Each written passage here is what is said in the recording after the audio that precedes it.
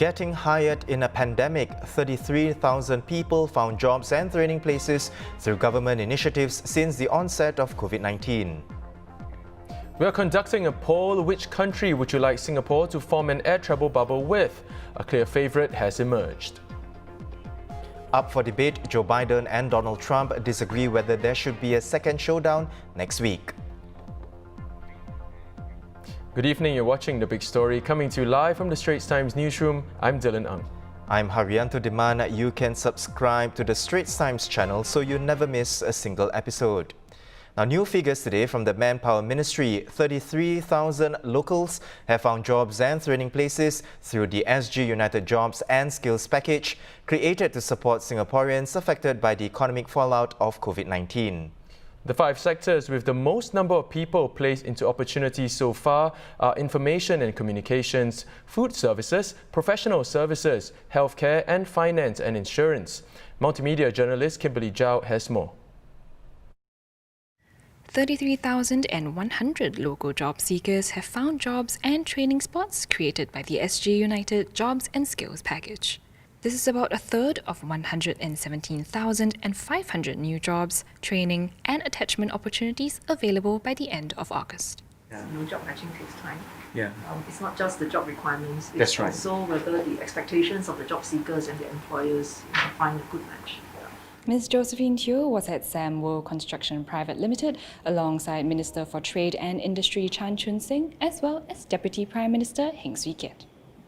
They toured the facilities and spoke to staff to find out how the construction company is dealing with the pandemic. I'm very happy to be speaking to some of the new staff, one of whom was hired just 3 days ago. And it has not been an easy journey for people who have lost their jobs, but I'm glad to see the spirit of resilience. The month of August saw unemployment for Singapore residents increasing by 0.4 percentage points from July to 4.5%. Kimberly Zhao for the Straits Times.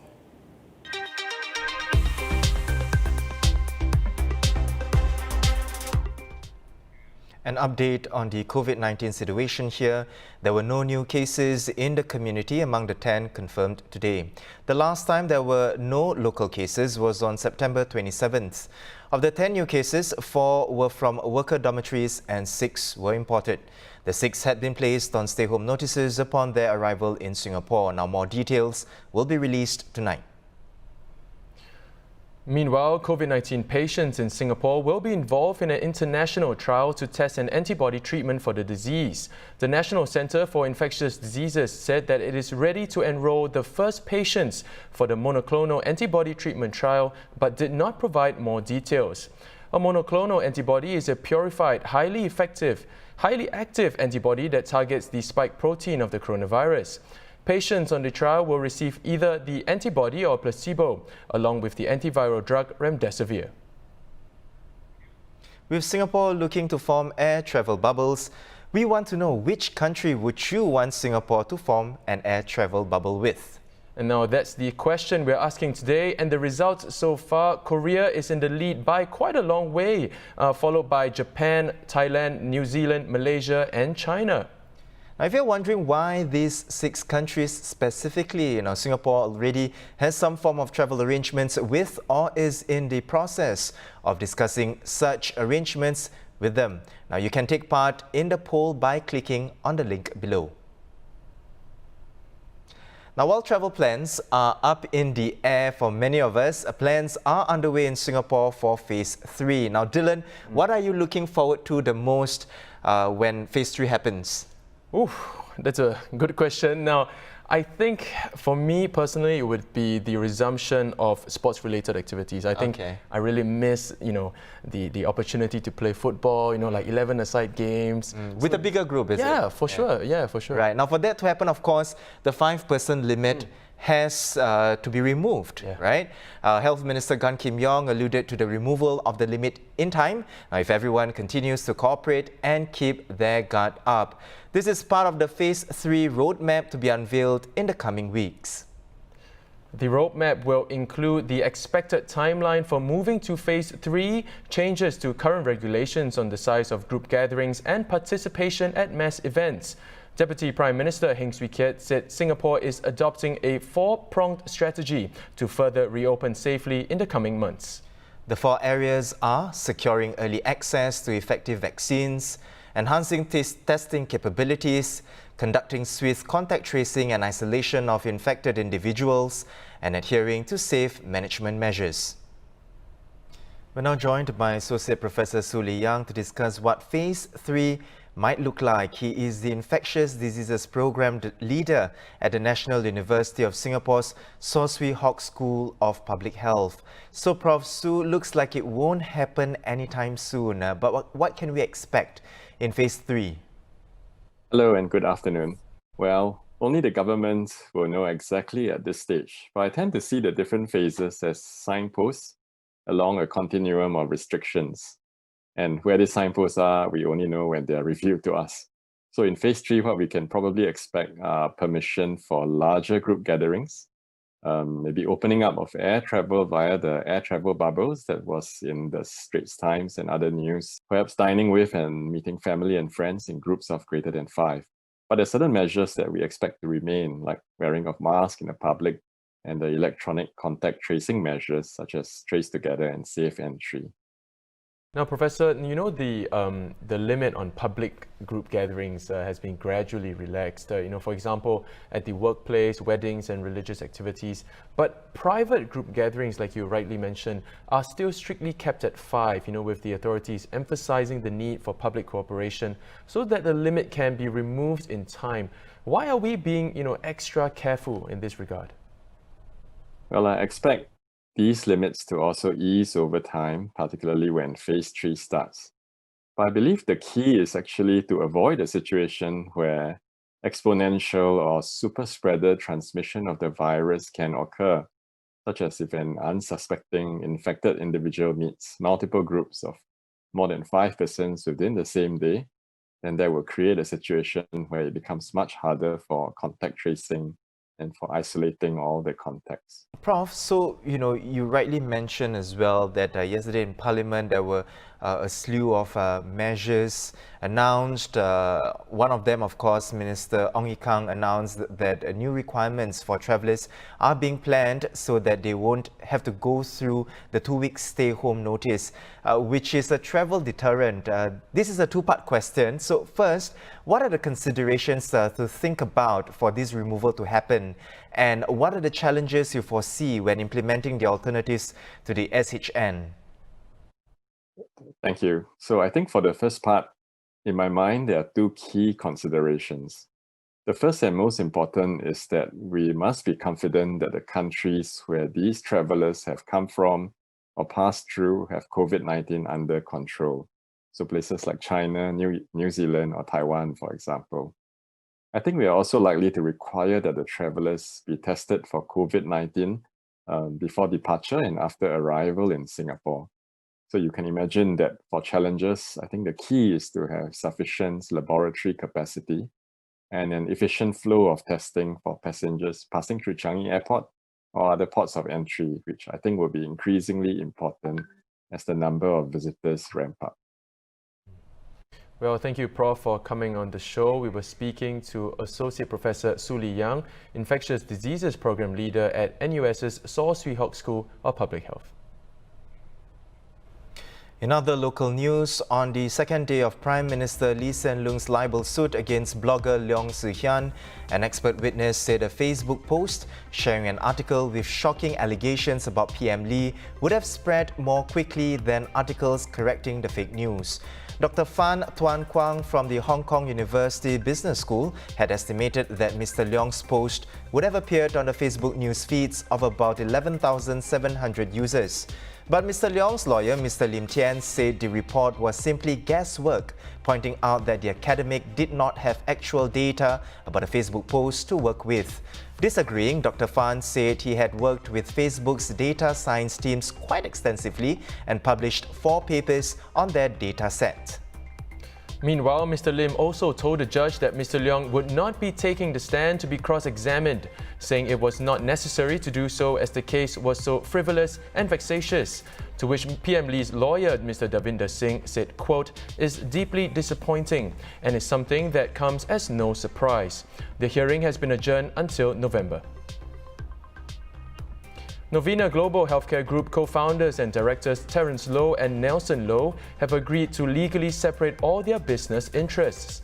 Under the separation agreement issued yesterday, both the Low cousins have agreed to complete the share transfers and resignations of directorships by November 5th, barring any unforeseeable difficulties. The cousins, together with Bellegraph Nova Group chairman Evangeline Shen, came under scrutiny in August after launching a takeover bid for English Premier League club Newcastle United.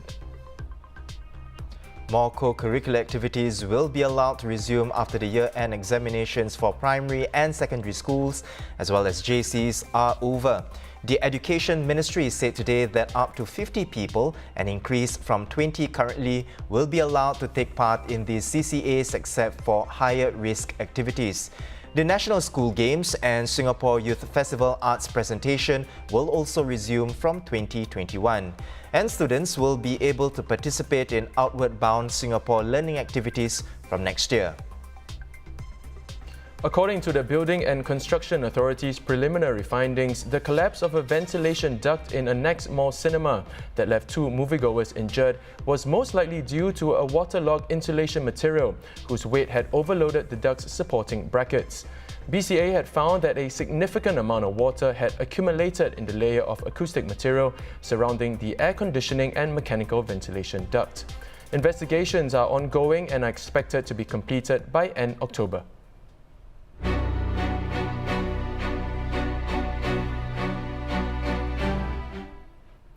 Moving overseas, US Democratic nominee Joe Biden said he's opposed to debating Donald Trump next week if the US president is still sick with COVID-19, saying he would want to follow health guidelines.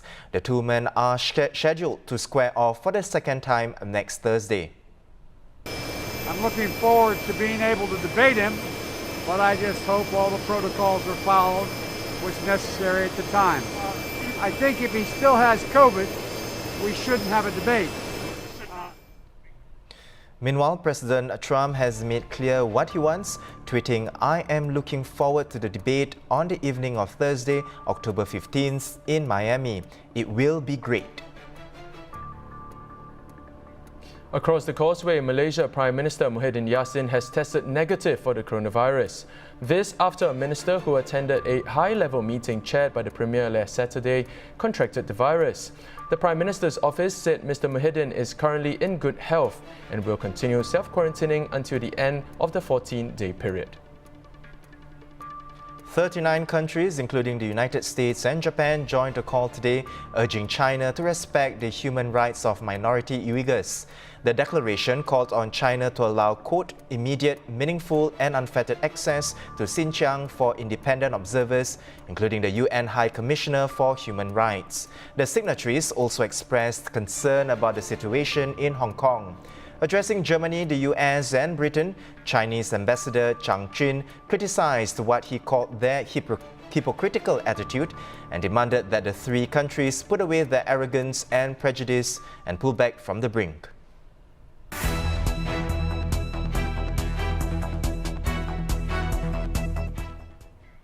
Back home, Singapore has 24 HDB towns across the island and no two are exactly the same. Later this year, HDB will publish a town design guide for Punggol, highlighting its history, planning vision and design intent of each town. Punggol has come a long way from its rural beginnings to become a waterfront town of the 21st century. Today, the estate is home to some 188,000 residents living in nearly 50,000 HDB flats. Here's a bit about Punggol's transformation from the Singapore Works series last year. One of the main features of the town is that flats are built along this 4.2-kilometer waterway. In Punggol, we pilot test many smart and sustainable features to ensure that these lessons can also be applied to elsewhere to bring about a highly sustainable living environment for all our residents. The 50-hectare big Punggol Digital District is slated to have a cluster of digital and cybersecurity industries, including the new campus for SIT. The area will also be car-light, with infrastructure such as parking spaces located underground. That leaves the streets for pedestrians, cyclists, and users of personal mobility devices. Let's bring journalist Michelle Ng in on this discussion. Welcome, Michelle. Now, for a start, could you share more on what is a town design guide and why was it created? Yeah, sure.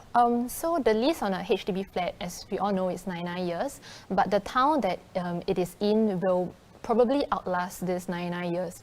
So to help the government continue to plan out the town in a more systematic way, HDB came out with this town design guide where it lays out the town's vision and its distinctive identity so that future planners who take over will still be able to follow through on what HDB has planned for this for certain areas in Singapore.